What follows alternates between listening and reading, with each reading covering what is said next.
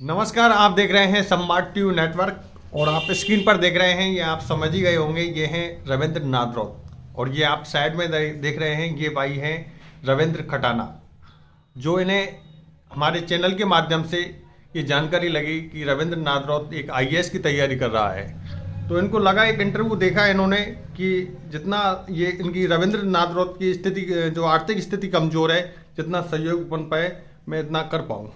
आइए हम आपको सबसे पहले मिलवाते हैं जो रविंद्र खटाना है, जो इनका सहयोग करने के लिए पहुंचे हैं। साथियों, नाम एक ही राशि है, रविंद्र जी भी इनका नाम है। तो ये खटाना है, ये नादरौत जी हैं, रविंद्र नादरौत जी। तो हम आपको सबसे पहले मिलवाते हैं जो सहयोगी हैं इनके, रविंद्र खटाना जी। जी नमस्कार जी। नमस्कार सर जी, तो रविंद्र जी के लिए आप सहयोग करने के लिए आए हैं, आपको पता कैसे चला? सबसे पहले हम आपसे जानना चाहेंगे। संवाद टीवी के माध्यम से हमको पता पड़ा ये अपने बहरा क्षेत्र का नाम रोशन करने वाले जी मेरे ही नाम राशि रविंद्र नादरौत जी, सोशल मीडिया के माध्यम से आपको जानकारी लगा, इनको जो कि आपको इंटरव्यू देखा इनका, तो आपको लगा कि ये इनकी आर्थिक स्थिति कमजोर है, कि मैं सहयोग कर पाऊँ। हाँ सर, मुझे लगा इनकी आर्थिक स्थिति कमजोर थी। मैं एक रेलवे में एम्प्लॉयज हूँ जी, तो मैं इनकी तन मन से इनकी आर्थिक सहायता करना चाहता हूँ और मेरा इनके लिए पूर्ण सहयोग रहेगा। जी रविंद्र खटाना जी, हम आपको बहुत बहुत धन्यवाद देना चाहेंगे हमारे संवाद ट्यूब टीम की ओर से, जो आप ऐसे छात्रों के लिए सहयोग के लिए पहुंचे हैं। पहले आपका थोड़ा सा परिचय दीजिए, आप कहाँ से हैं, पूरा परिचय दीजिए, आप पारिवारिक परिचय भी दीजिए। सर, मेरा नाम रविंद्र सिंह खटाना है जी, मैं बयाना क्षेत्र के पास ही मेरा गांव है, नया गांव कला। जी अच्छा, तो कितने हम 4 भाई हैं जी और 4 भाई हम सरकारी जॉब है। जी, तो हम ऐसे आदमियों, ऐसे जो स्टूडेंट हैं, छात्राएं हैं, छात्रों का जो भविष्य में अपना नाम रोशन क्षेत्र का नाम रोशन कर सके, ऐसे को हम आर्थिक सहायता देना चाहते हैं। बहुत बहुत धन्यवाद रविंद्र खटाना जी, आप इनके जो एक सहयोगी बन के आए हैं, कि उनको एक ऊर्जा मिलेगी, एक सपोर्ट मिलेगी। हम आपको साथियों, हम आपको सब आप जोड़ते हैं रविंद्र नादरौत जी से। रविंद्र जी, ये जो आपके सहयोगी हैं रविंद्र खटाना जी, ये आपका सहयोग करने के लिए आए हैं। कह रहे हैं कि अगर कोई भी ज़रूरत पड़ेगी, मेरे लायक जो भी मैं इतनी सेवा कर पाऊँ, मौका मिलेगा तो मैं इतनी इनका सहयोग करूंगा। तो इनके लिए आप क्या कहना चाहेंगे रविंद्र जी? सबसे पहले तो मैं संवाद टीवी नेटवर्क के दर्शकों को नमस्कार करना चाहता हूं जी, और मैं मेरे बड़े भाई राजकुमार भाई का मैं बहुत बहुत आभारी हूं कि संवाद टीवी नेटवर्क के माध्यम से आज मेरे बड़े भाई को पता चला मेरे बारे में, और उसने मुझको आकर मेरी आर्थिक स्थिति के बारे में और मुझे तैयारी करने के लिए प्रेरणा दी और कहा आपको किसी भी प्रकार की कोई आर्थिक स्थिति हमसे जो मदद होगी हम मदद करेंगे।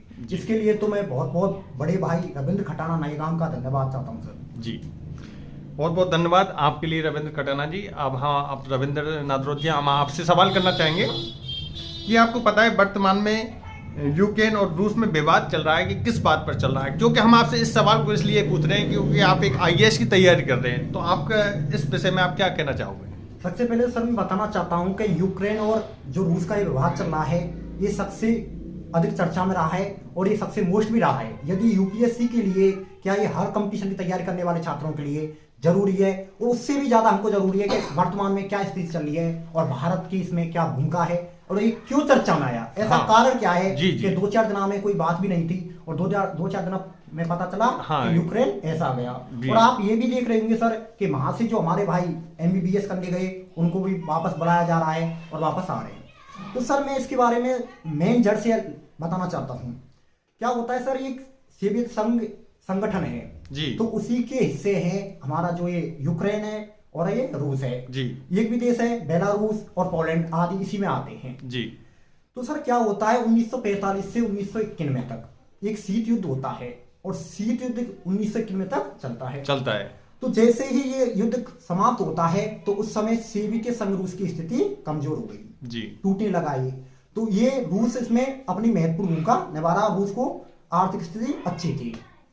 तो जो यूक्रेन है, जो वर्तमान में यूक्रेन है, यूक्रेन के जस्ट सामने अमेरिका है।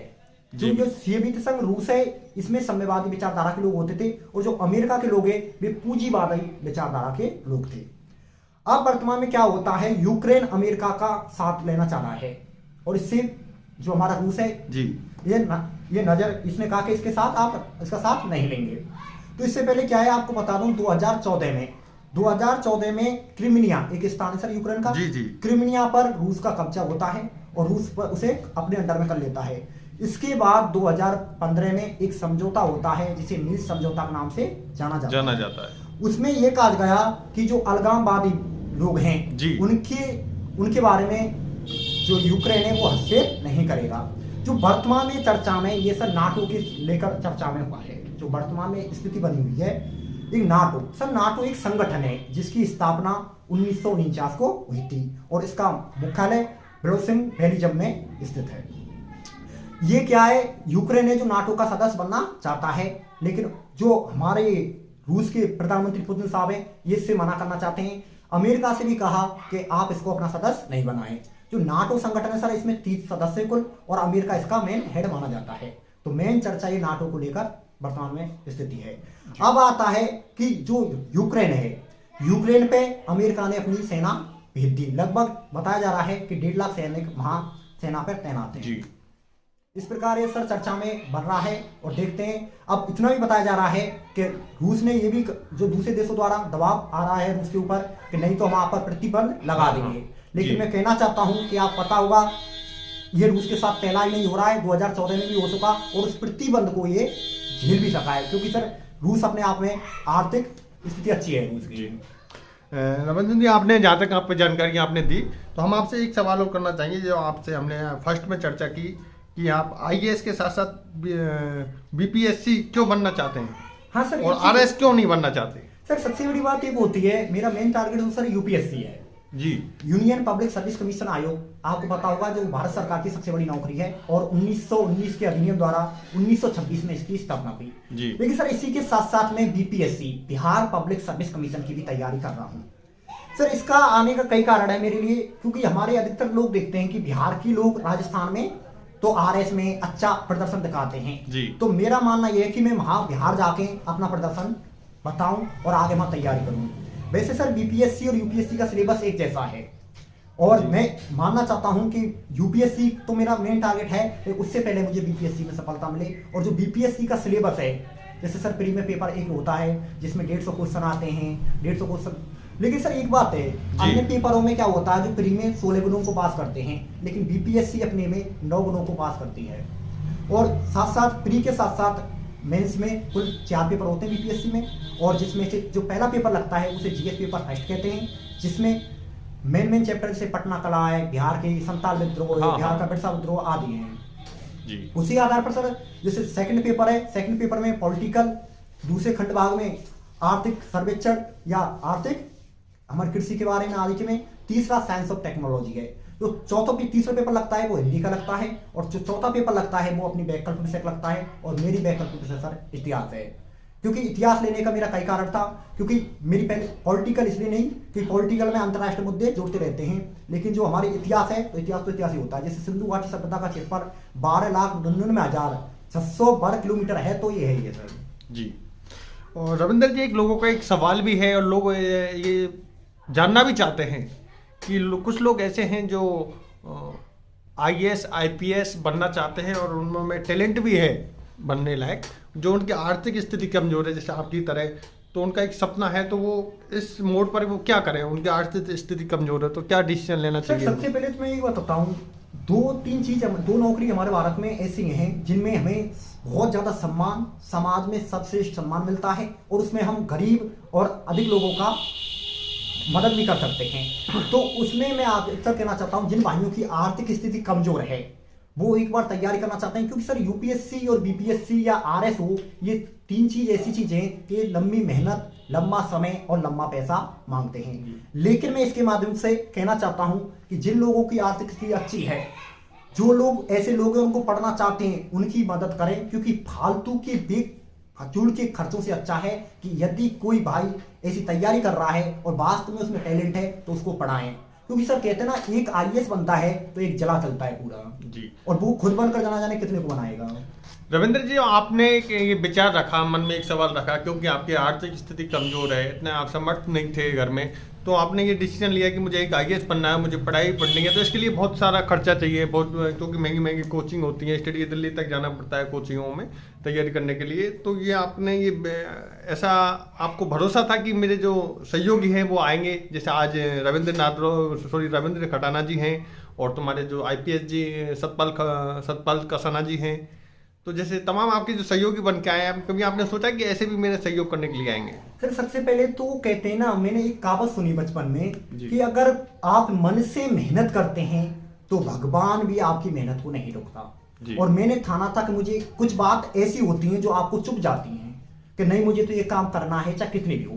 एक सबसे पहले सर मुझे सबसे ज्यादा प्रेरणा दी मनोज मुरैना जो सर हैं हमारे, वर्तमान में महाराष्ट्र में DGP लगे हुए हैं। उनने मुझे अधिकतर प्रेरणा दी कि हाँ, मुझे पता पड़ा कि जब मनोज मुरैना सर के बारे में बताना चाहता हूँ 2 मिनट। सर इनकी स्थिति बहुत कमजोर थी और बताया जाता है इनके माध्यम से कि चक्की के आटे पर ये काम करते थे, लाइब्रेरी में भी ये काम करते थे और वहां भी इन्होंने कई रात भिखारियों की तरह गुजारनी पड़ी। तो मैंने एक बात कही सर कि कुछ पाने के लिए, बड़ा पाने के लिए छोटे छोटे रास्तों या मुसीबतों से तो लड़ना पड़ता है।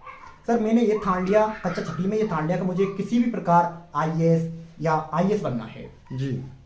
तो सर इसके लिए क्या है, सबसे पहले तो तैयारी। सर मैं ये कहना चाहता हूँ सबसे पहले तो हमें सिलेबस का पता होना चाहिए।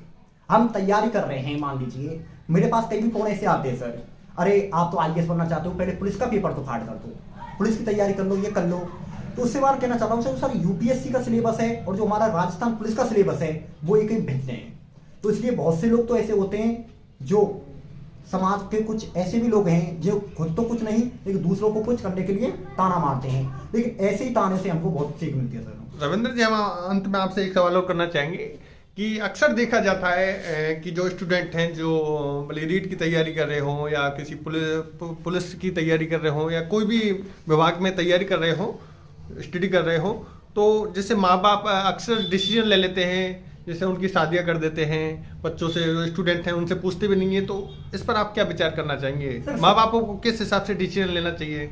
सर सबसे पहले तो मैं आपसे कहना चाह रहा हूँ कि हाँ, आजकल ये चीज होती है, जैसे ही बच्चा मान लिया तैयारी करने भेजा और अधिकतर कि उसकी शादी ले लें, बच्चे इनसे पूछते भी नहीं है, हाँ, पूछते भी नहीं है क्योंकि परंपरा चलती आ रही है सर के बाद में शायद शादी हो या नहीं हो।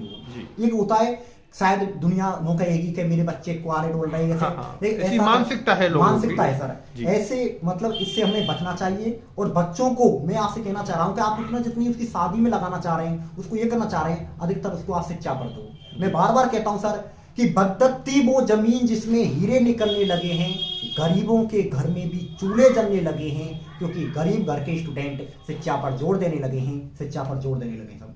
और सर मेहनत कितना, आप अगर सच्चे मन से मेहनत करोगे तो भगवान भी आपकी मेहनत को नहीं रोकता।